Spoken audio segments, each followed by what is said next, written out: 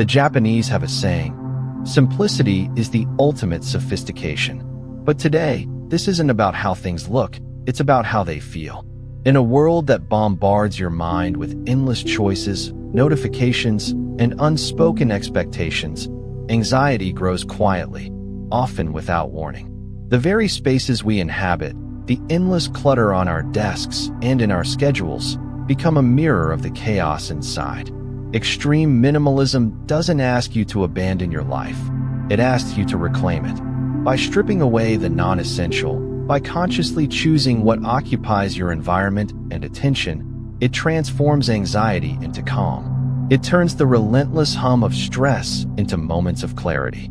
It carves out a sanctuary where focus, peace of mind, and mindfulness are not luxuries, but natural states of being. And yet, we return to these ideas, not because minimalism is new, but because its power is subtle.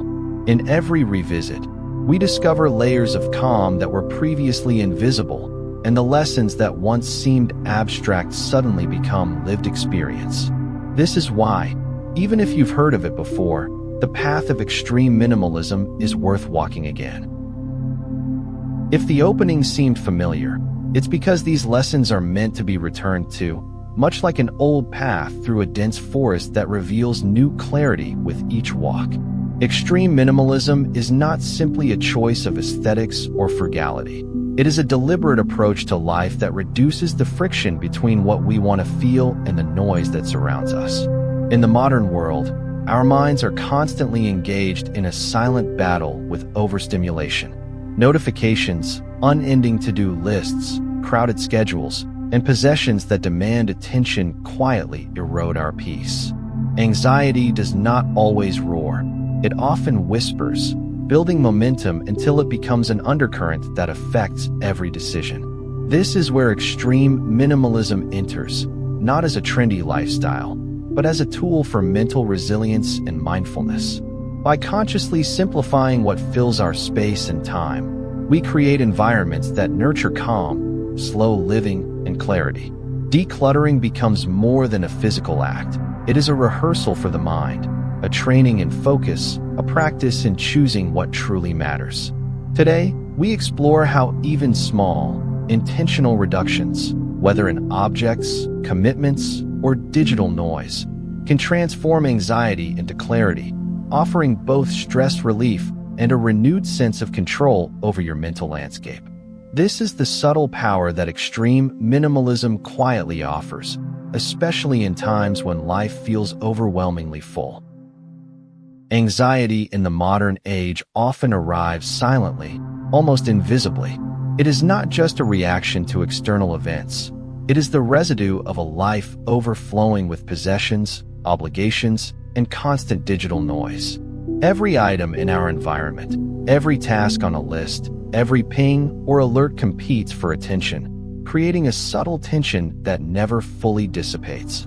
We live in a world designed to keep us busy, constantly engaged, and perpetually distracted. Choices abound at every turn. What to buy, what to wear, what to watch, how to spend our limited hours.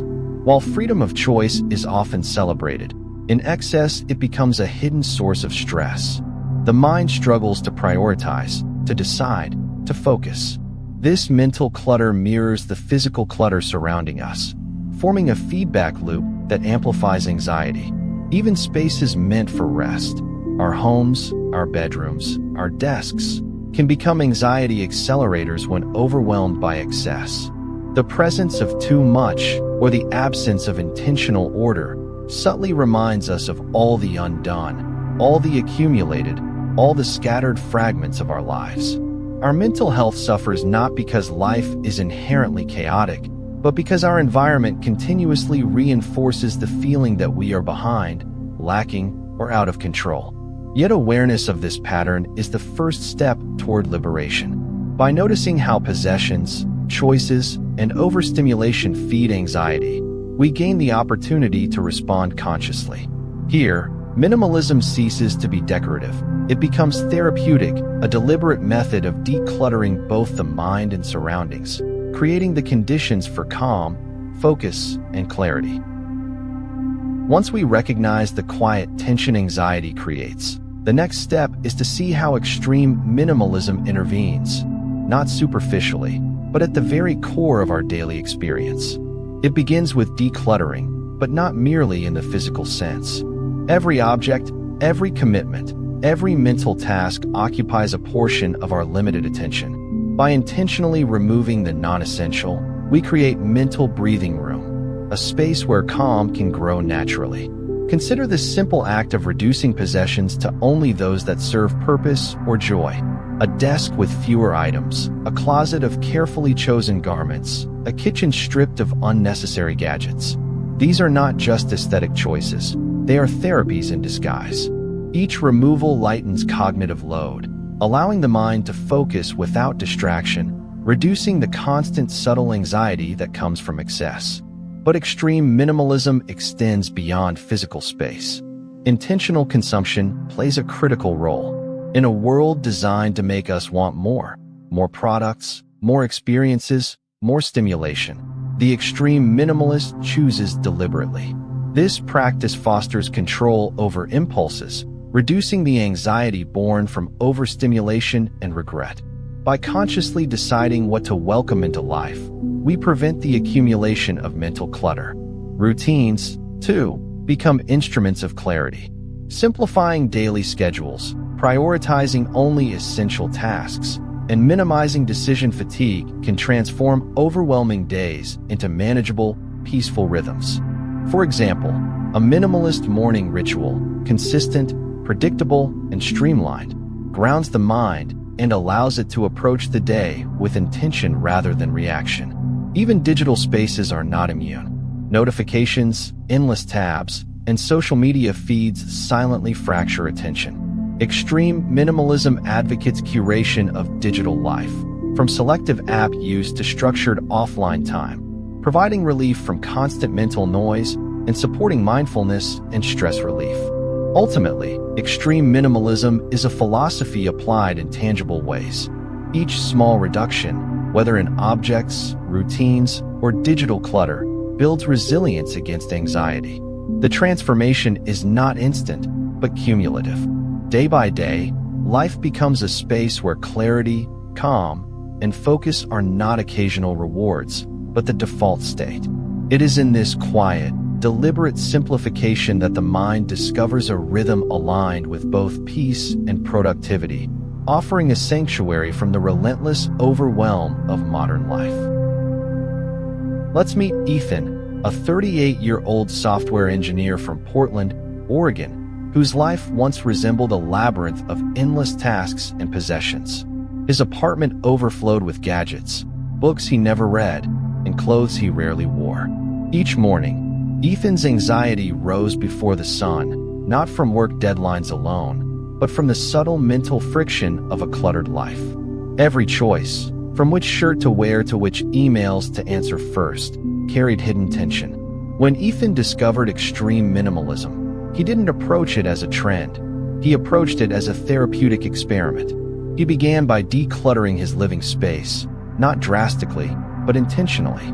Items without purpose or meaning were either donated or discarded. Next, he simplified his routines. Morning rituals became shorter, decisions about meals and clothing became automatic, and digital distractions were minimized. Within weeks, Ethan noticed something remarkable. The background noise of anxiety, the subtle gnawing that once accompanied every decision, began to fade. His mind could focus on work, relationships, and personal projects without the constant undercurrent of stress. Friends remarked that he seemed calmer, more present, almost effortlessly in control. Scientific research supports Ethan's experience. Studies indicate that reducing environmental clutter lowers cortisol levels, enhances focus, and improves overall mental well-being. In essence, extreme minimalism acts as a natural therapy, restructuring both external and internal spaces to create calm, clarity, and resilience against modern-day anxiety. Ethan's story illustrates a fundamental truth. Anxiety is not always solved by more therapy or medication alone. It can be mitigated by the intentional shaping of life itself through conscious reduction, focus, and the embrace of simplicity as a daily practice. By now, it is clear that extreme minimalism is far more than a lifestyle choice. It is a practical philosophy for mental well-being. Decluttering physical spaces, simplifying routines, and reducing digital noise are not just aesthetic decisions. They are deliberate strategies that help dissolve anxiety and cultivate calm. Every intentional reduction, whether in possessions, obligations, or mental distractions, lightens the burden the modern world imposes on the mind. We've seen how individuals like Ethan reclaim their lives by creating environments that nurture clarity, focus, and resilience. Extreme minimalism transforms spaces into sanctuaries, routines into rituals, and decisions into deliberate acts rather than reactions to chaos. Anxiety, in this light, is not something to suppress or ignore. It is a signal guiding us toward what is essential, what deserves our attention, and what can be let go. As you reflect on your own life, consider what you can remove, simplify, or organize to free your mind. Which possessions, commitments, or digital habits are silently amplifying stress? By applying even small, intentional acts of extreme minimalism, you can shift the daily current of your life from overwhelm to peace of mind, calm, and mental clarity. If you found this exploration meaningful, share your thoughts on minimalism and anxiety in the comments below. And don't forget to subscribe to Serenityism for more guidance on slow living, mindfulness, and transforming your environment into a source of lasting calm.